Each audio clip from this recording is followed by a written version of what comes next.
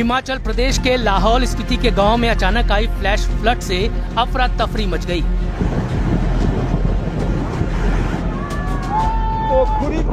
कई दिनों से इलाके में हो रही भारी बारिश के बाद स्पीति के काजा उपमंडल के रंगरिक और खुरीक गांव में अचानक आई इस फ्लैश फ्लड ने तबाही मचा दी। तेज बहाव के साथ आए पानी और मलबे ने गांवों में हड़कंप मचा दिया। इलाके के लोगों के मुताबिक फ्लैश फ्लड इतनी तेजी से आया कि लोगों को संभलने का मौका तक नहीं मिला। पानी और मलबे के अचानक गांव में घुस आने से लोग घबरा गए। सामने आए वीडियो में साफ दिख रहा है कि कैसे तेज धारा में मलबा और पानी गांव में बहता हुआ आया, जिससे लोग दहशत में भागते नजर आए।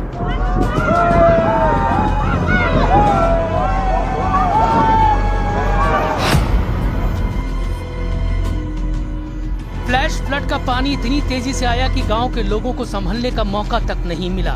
तस्वीरों में देखा जा सकता है कि कैसे पानी की तेज धार में कई गाड़ियां बह गईं और कुछ मलबे में जा फंसी। घटना के तुरंत बाद प्रशासन हरकत में आया। राहत और बचाव टीमों को मौके पर भेजा गया और मलबा हटाने का काम शुरू हुआ। अभी तक किसी जान माल के नुकसान की खबर नहीं है, लेकिन डर और दहशत लोगों के चेहरों पर साफ झलक रही है। तो खुरीक में बाढ़ आ गई है। महानगरी मुंबई में बारिश कहर बनकर टूटी, जिससे कई मकान पल भर में धराशायी हो गए। वहीं दिल्ली एनसीआर में बादल जमकर बरसे। मुंबई में भारी बारिश से बड़ा हादसा, महज 10 सेकंड में ढह गए मकान। दिल्ली में भी बारिश ने बढ़ाई मुश्किलें। मुंबई में भारी बारिश लगातार कहर बरपा रही है।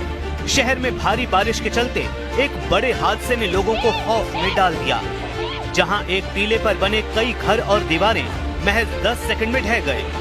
इमारतों के ढहने की ये पूरी घटना कैमरे में कैद हो गई और इसका वीडियो सोशल मीडिया पर वायरल हो गया है।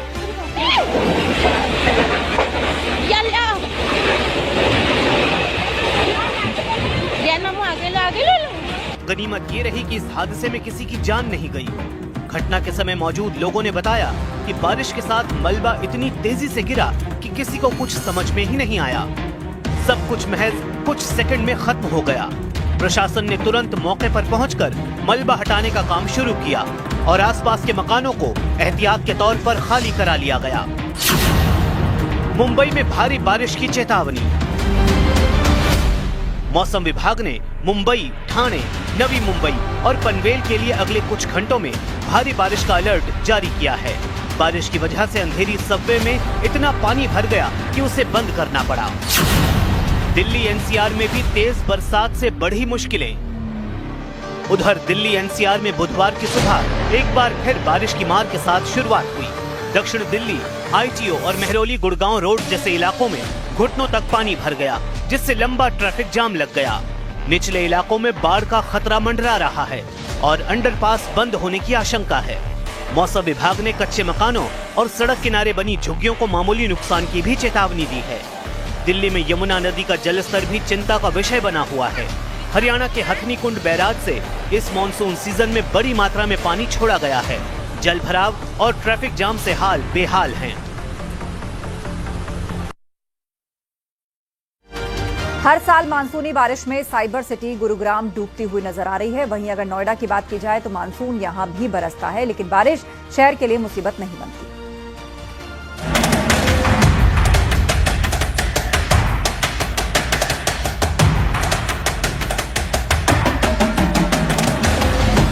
देश भर की तरह दिल्ली एनसीआर में भी बारिश का दौर चल रहा है। हर साल की बात करें तो साइबर सिटी गुरुग्राम बारिश से पूरी तरह जलमग्न हो जाती है, या यूं कहें कि बारिश से हाईटेक शहर डूब जाता है। सड़कें तालाब में बदल जाती हैं। लेकिन वहीं नोएडा की बात की जाए तो यहाँ हालात बिल्कुल गुरुग्राम के विपरीत होते हैं। यह इस तरह की तस्वीरें अमूमन देखने को नहीं मिलती।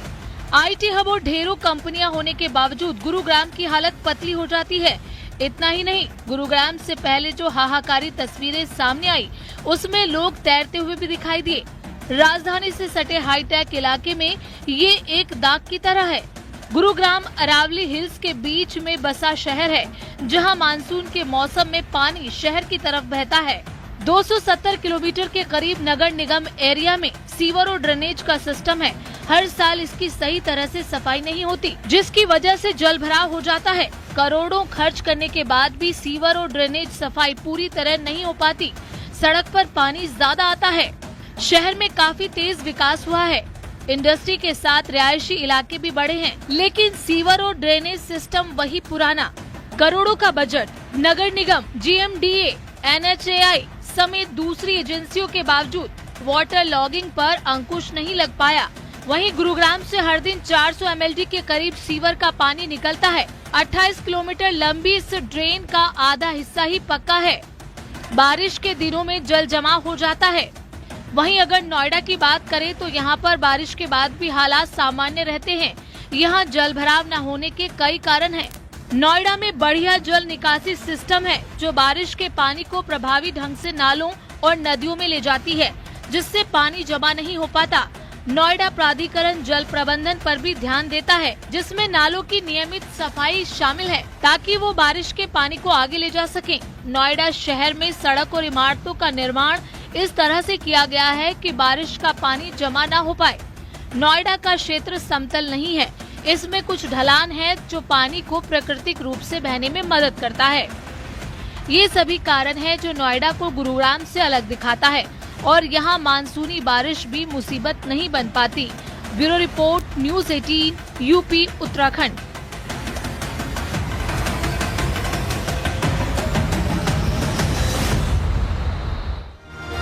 जम्मू कश्मीर के राजौरी में सैलाब में फंसा बच्चा और बच्चे को बचाने के लिए रेस्क्यू ऑपरेशन जारी।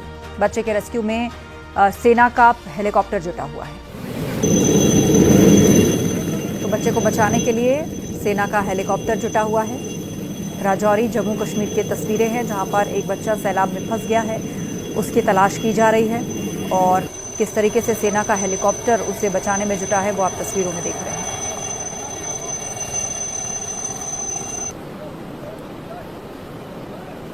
बच्चे को बचाने के लिए रेस्क्यू ऑपरेशन युद्ध स्तर पर चल रहा है।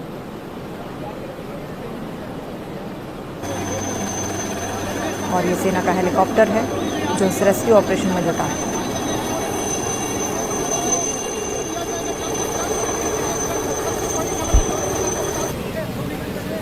एक्ट्रेस तनुश्री दत्ता का नया वीडियो वायरल हुआ है, जिसमें वो रोती हुई और डरी हुई नजर आ रही हैं। उनका कहना है कि वो अपने घर में सुरक्षित नहीं है। ये रिपोर्ट देखिए।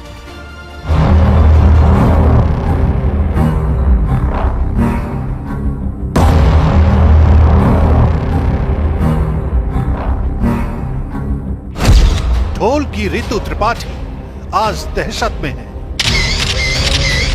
आशिक बनाया आपने के स्नेहा सिसक रही है।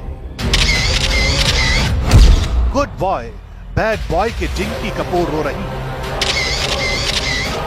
रकीब की सोफिया मैथ्यूज मदद को पुकार रही है,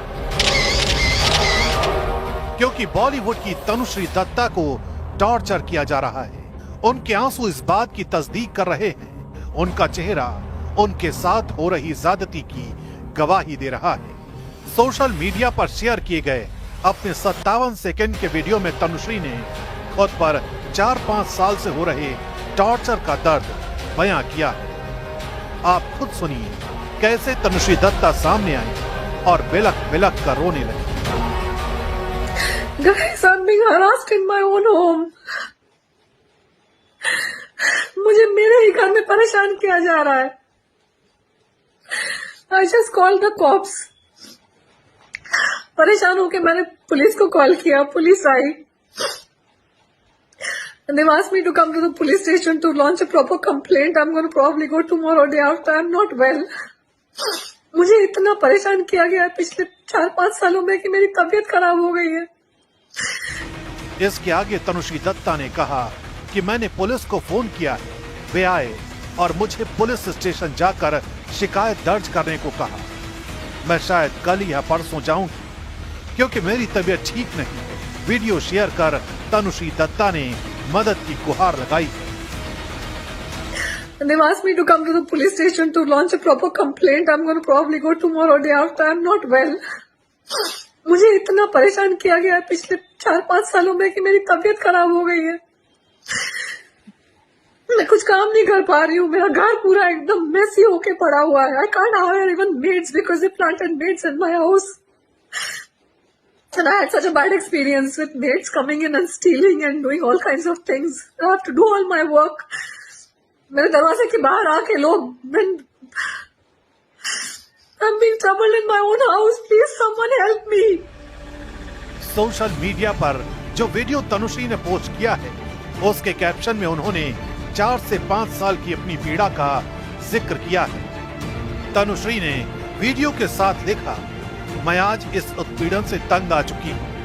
ये 2018 के #MeToo मूवमेंट से शुरू हुआ था। आज तंग आकर मैंने पुलिस को बुलाया। कृपया कोई मेरी मदद करे, इससे पहले कि बहुत देर हो जाए। तनुश्री का दर्द सिर्फ इतना भर नहीं है। इसके साथ ही उन्होंने एक और वीडियो पोस्ट किया जिसमें अंधेरा है और अजीब आवाजें सुनाई दे रही हैं। उन्होंने कहा, ऐसी आवाजें उनके घर में अक्सर आती हैं, जैसे छत और दरवाजे के पास से तेज धमाके।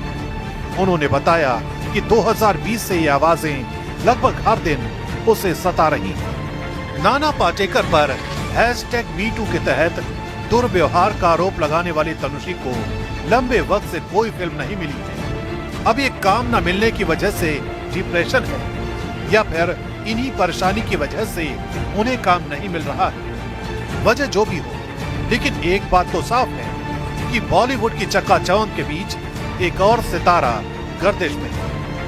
ऐसे में जरूरत है उसकी मदद के लिए कोई हाथ आगे बढ़े ताकि 2004 की फेमिना में सिंधिया को किसी शून्य में डूबने से बचाया जा सके।